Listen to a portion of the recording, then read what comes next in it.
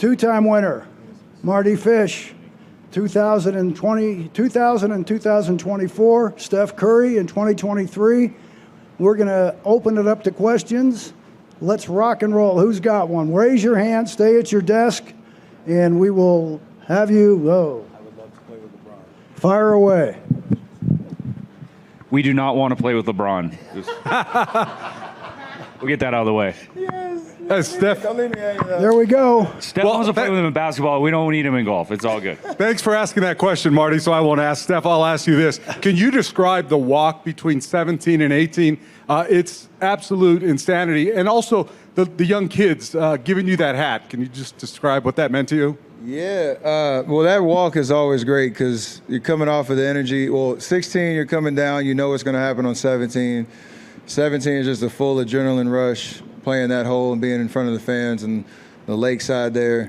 And then that walk is it's underrated. It's a good gathering spot. There's a lot of activity going on over there. Fans are awesome. Got the Travis Matthew hoop over there shooting. So I enjoy it. Every day it just keeps getting better and better. Every year it gets better and better. So, and then at the end, right before I got to the AT&T Bucks, a kid gave me a nice Davidson Wildcat number 30 custom sombrero, and it's beautiful. And then I turned around, it's out there. He's just wearing it right now. I hit a great tee shot on 18 wearing it, so you'll see that. And then I turned around, and the lady who, I guess his grandma who made it, she had one of her own, so it was kind of cool. You never know what's going to happen on that walk. Hey, Steph. Wait, are you guys going to ask me anything? I'm just asking. Just wondering. Yes. It's okay. You can ask him now. I will promise you I will ask you. He has a heart out before me. He's got big things to get to. You won this 3 years ago. How challenging has it been to get back to that form and to get back on top? Well, first, it's because of the competition. There's so many great competitors out here. Mardy's sitting up here. He's won it twice. Pavelski, who is just a stick, he won it last year. He's been close so many times and finally got it done. I missed it during the Olympics in 24, but coming back, you just have higher expectations now because you've actually won it.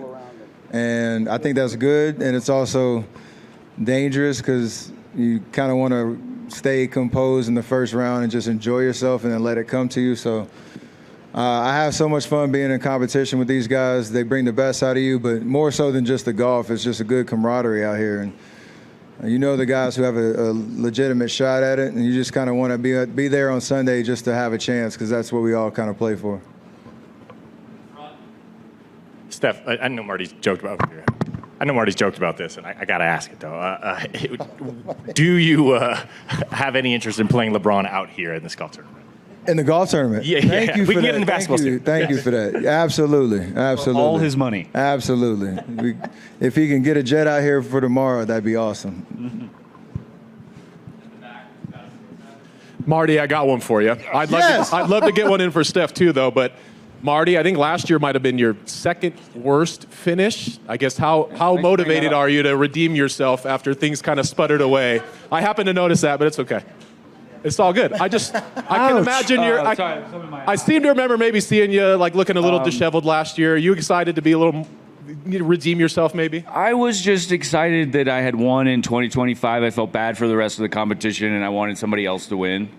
And it just so happened to be Joe. He was a great, he's a great player. He deserved it, But we needed to get him one, and then we'll push him away. No, I didn't play great last year, but I also didn't really, care about that. Obviously, you want to play well. We all want to play well. We all want to win 100%, no question about it. And when we get inside the ropes and you start playing, we had an awesome competition that last day in 23. And yeah, it was super fun. It was like he'd make a birdie on 10, I'd grab him and make a birdie and say, "Don't go too far." And then obviously the finish was awesome, making that putt and the walk off and stuff. And again, you always want to play well, but it's not necessarily, this whole week is not necessarily about the golf. It's like, I don't get to see him a lot. We met here. He's a huge tennis fan, I'm sure, but I don't think we'd cross paths a ton. but we've developed an awesome relationship and friendship, and with his whole team too. He's got awesome people around him, and his pops and brother, and honestly, all that whole group yesterday we played in the morning. We usually play on the Wednesday, and the group that he's got around him are awesome people as well, and they've become friends. People around him, Yusuf, his barber / bodyguard, yeah, that's the second time I mentioned you're in the fedora over there.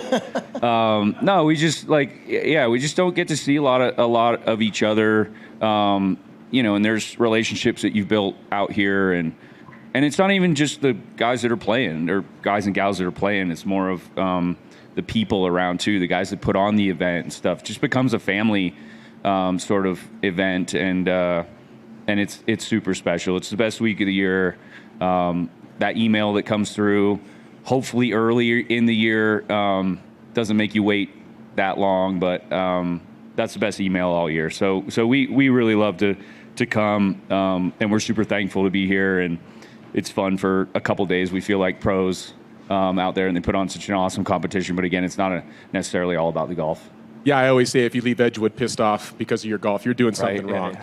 Steph, if I could sneak one in, you have famously ranked NBA cities and arenas by their popcorn quality. I'm curious, and I'm venturing to guess the clubs sometimes make it on the team charter, perhaps. Are you willing to give me some power rankings of NBA cities to play golf in? Philly? But Philly, like everywhere on the East Coast, since I'm on the West Coast and we only get to go once a year, it's usually in the winter. So it's not really favorable for golf. But I go back summertime and visit those regions and play.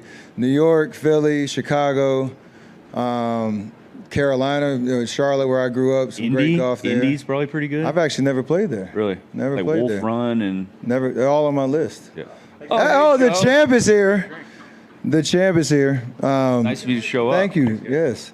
So yeah, I mean, anywhere I can play golf, I'm gonna try. LA, obviously, that's where I get to play most of my golf during the year, if it's not at home. So yeah, LA. Hillcrest Country Club, Hillcrest Bel Air Country Club. Great course. Terrible host that I have when I go out there. So it's good. It's good. Thanks for that.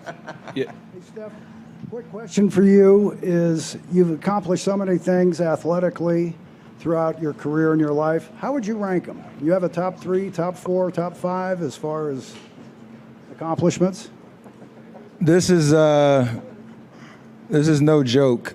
At my house, I don't have many memorabilia or trophies. I have 2 trophies that are in my little golf room. One of them was the Clutch Player of the Year. I don't know why that stuck around compared to everything else. But the other one is the trophy that I got here. So it's the only 2 that I have visible in my house. So that answer how high that ranked. But I mean, the Olympics was amazing. Championships are great. They're not guaranteed, and anytime you have that experience is awesome. But I've had a blessed career on and off the court, and hopefully I have a few more to experience. What's up, Steph? I think you could probably guess what I'm going to ask about. He doesn't want to play with LeBron, okay? What is the core of your pitch right now to LeBron, and how legitimately do you think that you are in on this? No, you met Slater yet? No. He's going to get to it. I don't have a percentage. It's kind of up to him. I feel like any place he'd call and say, I want to play there, you'd move mountains to make it happen. And I know we're in that boat as well. So the pitch is we want to play good basketball, be around people that know how to play the game, hopefully raise our floor on our competitiveness this year. There's good golf in the Bay. But we're an organization that's been there. He knows that, and that's really self-explanatory. It's just a matter of where he sees himself fitting. And at the end of the day, that's up to him. Last one from me. If it doesn't happen and you guys remain stable, how okay are you with, an off season where you're mostly running it back? I mean, it's TBD because it's what free agency is about. LeBron's in a situation where the league is waiting. But other than that, it was great to get KP back. It's great to get Melt back. We're in a very unique situation because Jimmy's hurt and Moses is hurt, and they're going to miss a good amount of the season. you got to try to hold the fort down as much as you can until those guys get back, because we do have an idea of who we could be with them. But I know Mike, Steve, Joe, they're all doing the best they can to make the right decisions with what's available. Question for all three of you. You guys always have kids chasing you around, kids wanting autographs, going around the golf course. If you could go back to being a kid for each of you, who would you chase around? Which celebrity would you chase around for an autograph? And who would you want to meet if you were back to being a kid again? I'll go. For me, it's I'm from Minnesota, so Minnesota sports. So I'd find Joe Mauer, I'd find Adam Thielen, I'd find Kevin O'Connell, right? And then Vikings wise, let's see, that's why. And then I'd follow, and then I'd find. Let's see. These guys would be last. I'd probably find like an actor, maybe like Miles Teller, just to heckle him. Yeah, those guys are fun. Yeah, for me, if I was a kid, I don't have to look too far because my boy's with me. He's younger. So to Chuck Brothers, Boldy, hockey guy, that's who you want to go see. That's who he wants to hang out with. He wants to pick with Steph and maybe Mardy. Oh, Maybe. He's got one already with Mardy. Don't worry about it. I turn those down. Michael, AI, and I was a big VJ Singh guy growing up. I loved VJ, just watching him play. So I'd love to go find a driving range because that's probably where you'd find him beating balls. Exactly. I go heckle him on the driving range. Hey, last question before we go to the Zoom. If you would, each of you talk about this tournament as far as being a bucket list type of thing for yourselves, for your friends, for your families. Mardy? No, we're going to start with Joe. Joe, you waited a while to win the tournament. You waited a while to get a question here today, so you could start it. Yeah, bucket list type deal. I remember, and God, it happened in 2014 or 15. I remember saying to Sarah, was like, if I ever get invited to that by some chance, just so you know I'm going. I don't care what's going on. So we went to the finals in 16, and Warriors were there too, I believe. Yeah, the Bay was buzzing. And then a couple weeks before the tournament, JR called and said, hey, I think I got you in. Can you make it? And I was like, yep, I don't even need to ask. I'll be there. And then you're just praying for that invite every year because it's incredible. It's the favorite week of the year. And then it was always a goal to win and be there. You saw what it meant to guys and the atmosphere and stuff. And to accomplish that last year was special. Mardy? Yeah, I remember watching on TV when I was younger, just kind of going like, remembering guys, Al Del Greco and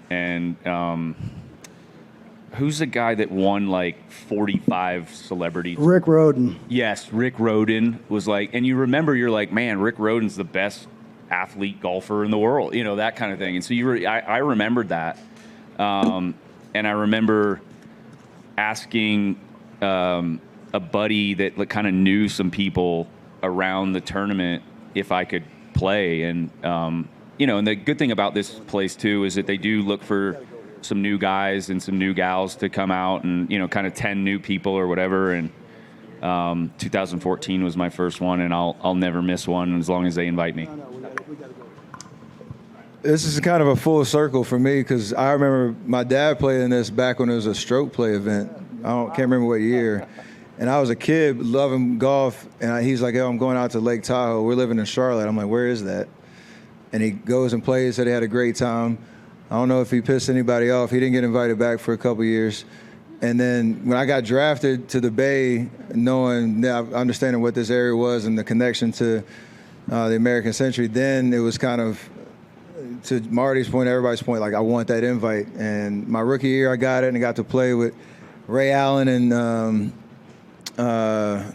Aaron Rodgers in the first round. I'm like, where am I? To your point of like heroes that you got to watch growing up. And then full circle now it's such a unbelievable family experience with me, my dad, my brother. We look forward to this week. It's kind of our great bonding time because we all live in different places and don't get to see each other that often. And golf is the connection to all of it. So we make the most of this week. It's amazing, you know, families being out here, and then to the point of what happens inside the ropes is one thing, but everything else around it is what you remember. Here we go. Ryan, come on in, Ryan. Hey guys, appreciate you doing this. Steph, one for you. You and LeBron obviously have one of the best all-time on-court NBA rivalries. How full circle, and you've got to taste of this in the Olympics, obviously, but how much of a full circle moment would it be for you to try to win a championship alongside LeBron James rather than against LeBron James? I mean, up until probably 2-3 years ago, it was like a pipe dream question or even a thought, but that is a part of the allure. This is such for him being going to his 23rd or 4th, I don't know, season, me going to my 18th, the battles that we have, that would be such a unique story in NBA history, sports history, but a little premature right now to talk about it other than that. Okay, Alex, next, please. Yeah, Steph, one quick follow-up on that. I know there was a video or pictures today of Draymond and LeBron together. Have you had a chance to talk to LeBron, or do you have plans to reach out to him if you haven't? Stay out of my personal business. Whoa. Fair. All right, Justin next. Hey, Justin, you're up. Thanks so much. Question, I promise it's not a LeBron James question. Question, in terms of age, I'll stick with Steph, but 38's so young, and golf especially, where in the NBA it's considered on the other end of your career. But I think of Conor McGregor fighting this weekend, he's 37. I just feel like, and this goes for all three of you, Steph, on stage, but when you're a competitor, that's part of your soul. I don't think an age is a number, especially in golf. I feel like it's a better representation of that. Could you touch on that drive, watching McGregor compete this weekend, watching you this weekend golf? I think we're going to see it again, that drive in your soul. Everybody on the stage has accomplished so much in our respective sports and careers, and you grind your whole life to be great at what you decided to do and make it to the highest level. You're right, that spirit never dies, and to be able to transfer it to golf is fun. While I'm still playing, it's a nice change of speed, because golf is such a different test mentally and physically than basketball is, but it still taps into the same energy of having expectations, being able to deal with failure, success, the preparation that goes into it, and fall in love with the process. So I feel like, it's going to be a part of my life, hopefully forever. And who knows what the retirement life looks like, but just even having this ability to come scratch the golf competitive itch while I can is great. Thank you. And a quick follow-up. Yeah. You're probably not surprised by anything anymore, but I was just so surprised, especially covering with the Boston Herald, seeing Jaylen Brown get traded. A guy of that cat, does anything surprise you in the NBA like that? Or at this point, it's a business and those things happen? Yeah, that's what it is. I mean, we all saw what happened to Luka a couple years ago. In the middle of the night, just you think you're getting punked by whoever, Shams, whoever it was that posted it. So the NBA is a wild place. You should never be surprised by anything. Good luck to all three of you this weekend. Thank you. Dan, you got a quick one? Yes, I do. Steph, this is for you. My name is Dan Hinksman. I've been doing stories here for the tournament. And it's that time of year again. There's your brother, your dad. Is there a bet this year? If you can share whatever you can. How many points is the... So we did it different this year, which was kind of fun. We're taking our indexes, going to figure out what course rating and all that is and whatever strokes. I think it's around 8 shots. I got to give both of them on the day. And then we'll take scorecards and create our own stable for point system based on what they score on each hole. So I have to give them 8 shots every day. And if they make a par on a number 1 handicap, that turns into a birdie. And you give them the extra 2 points. And then we'll tally it up at the end of the day. So it's going to be shots-based, not necessarily points-based, if that makes sense. Okay, I just got word from the boss back there. It's time to roll. But one last doing the question. math on that, by the way.